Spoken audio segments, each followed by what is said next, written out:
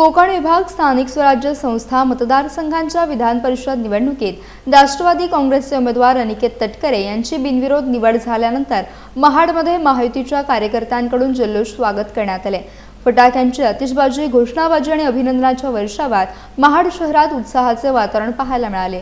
या निवडणुकीत महायुतीकडून अनिकेत तटकरे यांना उमेदवारी देण्यात आली होती, तर महाविकास आघाडीकडून ठाकरे गटाचे उमेदवार सुरेंद्र उर्फ बाळमाने मैदानात उतरले होते। मात्र अर्ज माघारीच्या अंतिम टप्प्यात बाळमाने यांनी उमेदवारी अर्ज मागे घेतल्याने अनिकेत तटकरे यांचा बिनविरोध विजय निश्चित झाला। महाडमध्ये झालेल्या स्वागत सोहळ्यात राष्ट्रवादी काँग्रेससह महायुतीचे पदाधिकारी आणि कार्यकर्ते मोठ्या संख्येने उपस्थित होते। यावेळी राज्याचे मंत्री भरत गोगावले यांनी अनिकेत तटकरे यांना पुढील राजकीय वाटचालीसाठी शुभेच्छा दिल्या।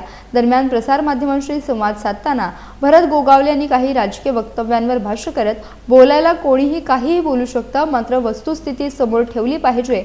2.5 वर्ष पालकमंत्री पदाचा त्याग करणारी आम्ही मंडळी आहोत, असं सांगत अप्रत्यक्षपणे टीकाकारांना उत्तर दिलंय।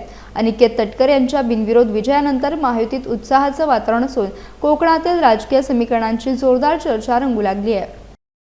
अनिकेत तटकरेंना म्हणजे महायुतीच्या वतीने त्यांना ती जागा मिळालेली आहे, त्याबद्दल त्यांना शुभेच्छा आमच्या।